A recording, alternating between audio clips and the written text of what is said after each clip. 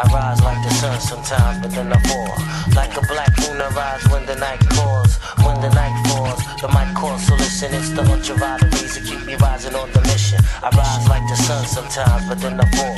Like a black moon, I rise when the night calls. When the night falls, the mic calls, so listen, it's the ultraviolet rays that keep me rising on the mission.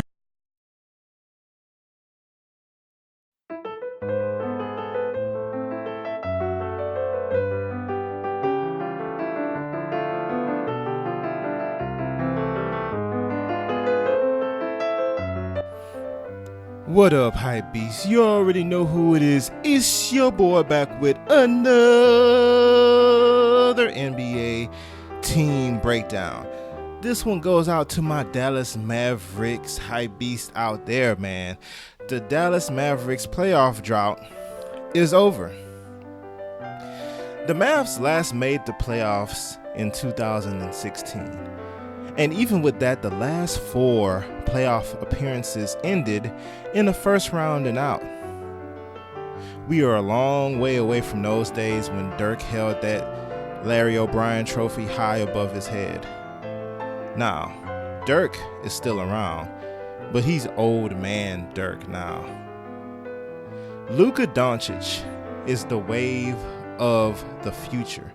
Now, if you remember, a year ago I made a video gassing up Luka all the way up into the clouds, talking about how he was going to seamlessly fit in the NBA, talking about his highly skilled game, talking about his high basketball IQ. Well, folks, I have to admit, I was wrong about Luka, because as good as I said he was going to be last year, the dude is even better. Even better.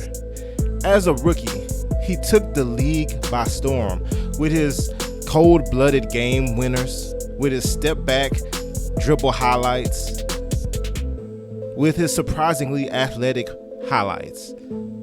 He took home the Rookie of the Year averaging 21 points, 8 rebounds, 6 assists, an outstanding rookie year. That's like LeBron James type rookie numbers that this guy put out last year.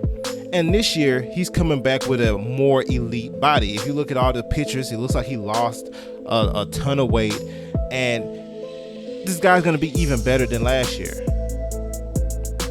Then when you add the fact that he has a new teammate. Now, I would usually just lead with Porzingis, Kristaps Porzingis. But with this Dallas Mavericks team, he's actually going to be the secondary star to Luka Doncic, which is insane. I mean, people have forgotten all about Porzingis. Before his injury, dude was grouped up with the elite company of Anthony Davis and Karl Anthony Towns. You know, these guys were the unicorns. I mean, Porzingis is the unicorn, but it also goes for guys like Anthony Davis and Karl Anthony Towns, bigs who can do everything on the floor. They can step back and protect the rim. They can guard on the perimeter on switches. They can back to the basket, score on the post. They can score from 3. They can face you up, put the ball on the floor, and score. So you have a guy who was at one point comparable with Anthony Davis and Karl Anthony Towns, and he's actually going to be your secondary star to your young rookie sensation. Not a rookie anymore. That's absolutely insanity. Now, this offseason, the Mavs also added some extra good pieces, some other good pieces around. You know, guys like Seth Curry. Now, it didn't make highlights or whatever, but I really love what Seth Curry did in Portland this past season, and what he's been doing the last couple seasons. Now, this is his second stint with the Dallas Mavericks. I think coming off the bench, he's going to be very good with them, to be honest. I honestly think Seth Curry is going to fit seamlessly. They got Boban Marjanovic. You know, he was with Philly last year. Now, he's 7'3". He can't do that much. He can block some shots and he can score around the rim. And he's good for the locker room. And then you got a veteran like Courtney Lee who could hit some threes and play some good defense on the perimeter. I think those are some very, very solid additions for this offseason. But this team on top of having all these new guys coming in, this team still has some continuity from the previous seasons. If you look down the roster, guys like JJ Barea has been there forever. Jalen Brunson, drafted by this team last year, is going to be very good for them. I'm wondering what they're going to do with him and Luka Doncic. I don't know if they're going to continue to try to play Luka Doncic at the point guard position for most of the game, or if they're going to try to move him over off the ball a little bit more, because if they do, that opens up a spot for Jalen Brunson to possibly start. And we all know he's a starting caliber type of point guard. Jalen Brunson, I've been a fan since he was in high school. Jalen Brunson is the real deal. My last year's video, I made a big deal about him. This year's video, I'm going to make a big deal about him because he's good. You know, he was a steal to get drafted as low as he did. Mavericks got a gem. But he was there last year. Dorian Finney-Smith has been there for the last couple years.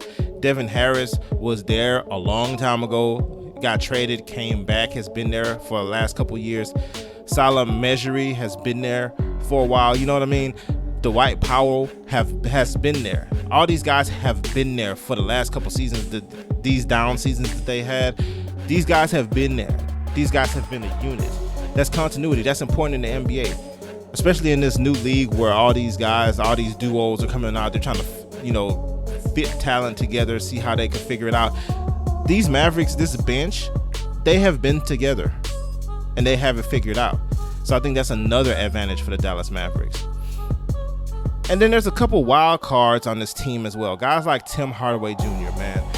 Tim Hardaway Jr., now I know a lot of people aren't going to think very much of him because, he makes a lot of money and, he shoots low percentages and his game is tough to root for a lot of people. But I really think he could help this team a lot. In my opinion, Tim Hardaway Jr. just has to be like J.R. Smith was in 2016 and not the J.R. Smith in 2018. Now, a lot of people are going to scoff at that. J.R. Smith, why would you make that comparison? Well, if you remember in 2016, J.R. Smith was third in total 3 points made in that 2016 season behind one Steph Curry and two Klay Thompson. The next dude was J.R. Smith. That's how many threes he hit that season. He was also basically the defensive leader that season. He had a very good defensive year that season.